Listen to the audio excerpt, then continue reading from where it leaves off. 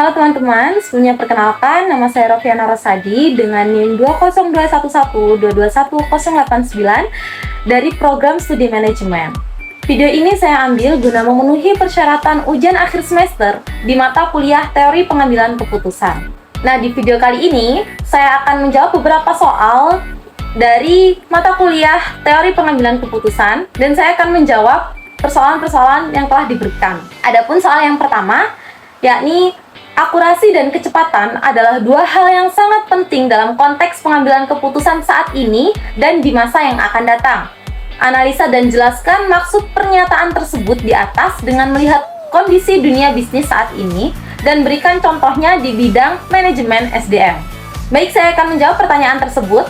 Jadi, tingkat akurasi atau ketelitian dan ketepatan serta kecepatan dalam pengambilan keputusan sangatlah penting jika dilihat dari kondisi dunia bisnis saat ini.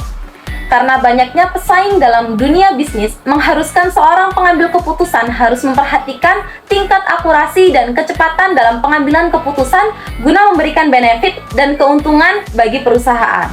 Adapun contoh dari pengambilan keputusan yang memperhatikan tingkat akurasi dan kecepatan di dunia bisnis, khususnya dalam bidang SDM, adalah saat dilakukannya perekrutan karyawan baru di sebuah perusahaan, di mana HRD selaku pengambil keputusan harus sangat memperhatikan tingkat akurasi dalam pemilihan karyawan dengan memperhatikan kualifikasi dan kelebihan serta benefit yang dapat diberikan oleh karyawan terhadap perusahaan. Penggunaan alat rekrutmen berbasis AI dan data analitik untuk menyaring dan menilai kandidat dengan akurat berdasarkan kualifikasi, pengalaman, dan kecocokan budaya perusahaan. Sehingga daripada itu, perusahaan bisa memperoleh karyawan sesuai kebutuhan dan kualifikasi perusahaan dan menghindari tingkat turnover karyawan yang berlebih, sehingga dapat merugikan perusahaan. Soal nomor 2, yakni jelaskan sesuai teori terkait keputusan rekrutmen karyawan baru untuk posisi front office, lalu buat simulasi dan analisis decision matrix dengan menggunakan A. 4 alternatif kandidat karyawan, B. 5 kriteria, dan C. pembobotan kriteria. Nah, di sini saya memiliki 4 alternatif karyawan yang bernama Intan, Dinda, Fauzia, dan Habibi. Perusahaan memiliki 5 kriteria. Yang pertama, kemampuan berbahasa Inggris, kemudian kemampuan berkomunikasi dengan baik, dan yang ketiga ada attitude, kemudian yang keempat pendidikan, dan yang kelima ada usia. Dari tabel decision matrix yang sudah saya buat, di sini sudah terlihat jumlah totalnya, yakni Intan dengan 230, Dinda dengan bobot 210, Fauzia dengan bobot 200, dan Habibi dengan bobot 190. Perusahaan menetapkan kualifikasi karyawan baru di posisi front office adalah karyawan yang memiliki jumlah bobot minimum 200 ke atas. Maka kesimpulan dari tabel matriks yang telah saya buat, terdapat satu karyawan yang tidak termasuk dalam kualifikasi perusahaan. Adapun soal nomor 3, yakni beri contoh dan jelaskan bagaimana penggunaan teknologi bisa mengurangi bias dalam pengambilan keputusan di bidang manajemen SDM. Saya akan menjawab dari persoalan nomor 3 ini.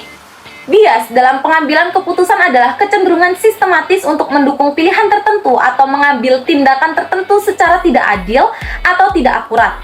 Nah, bias ini dapat mempengaruhi keputusan yang diambil dan seringkali tidak disadari. Contohnya adalah pengambilan keputusan saat menentukan penerimaan karyawan dalam perusahaan.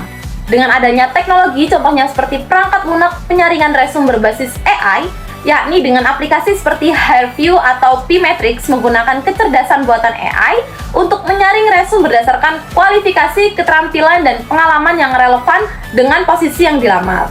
Algoritma AI dapat diprogram untuk mengabaikan informasi pribadi seperti nama, jenis kelamin, dan etnis yang sering menjadi sumber bias. Dengan hanya fokus pada keterampilan dan pengalaman, AI memastikan bahwa semua kandidat dinilai berdasarkan kemampuan mereka yang relevan dengan pekerjaan, yang mana mengurangi bias konfirmasi dan bias kepentingan diri. Nah, dengan memanfaatkan teknologi ini, perusahaan dapat menciptakan proses rekrutmen yang lebih adil, objektif, dan inklusif, serta memastikan bahwa kandidat dinilai berdasarkan kualifikasi dan kemampuan mereka yang sebenarnya, bukan faktor subjektif atau diskriminatif. Adapun soal yang keempat, sebuah perusahaan menghadapi tingkat turnover karyawan yang tinggi. Bagaimana cara mengidentifikasi permasalahan yang menjadi penyebab utama tingginya tingkat turnover tersebut? Baik, saya akan mencoba menjawab persoalan nomor 4 ini. Nah, adapun cara mengidentifikasi penyebab utama tingginya tingkat turnover karyawan dalam sebuah perusahaan memerlukan pendekatan yang sistematif dan komprehensif. Contohnya adalah dengan melakukan survei dan wawancara karyawan. Survei kepuasan kerja yang mencakup aspek seperti lingkungan kerja, kompensasi, peluang pengembangan karir, dan hubungan dengan manajemen. Sehingga dengan survei dan wawancara yang dilakukan perusahaan terhadap karyawan dapat menjadi data untuk mengidentifikasi penyebab dari tingginya turnover karyawan dalam perusahaan tersebut. Baik, cukup sekian video dari saya. Semoga bisa membantu teman-teman dalam menjawab persoalan-persoalan tadi. Banyak kurang dan lebihnya saya mohon maaf yang sebesar-besarnya, dan saya mengucapkan terima kasih. Wassalamualaikum warahmatullahi wabarakatuh.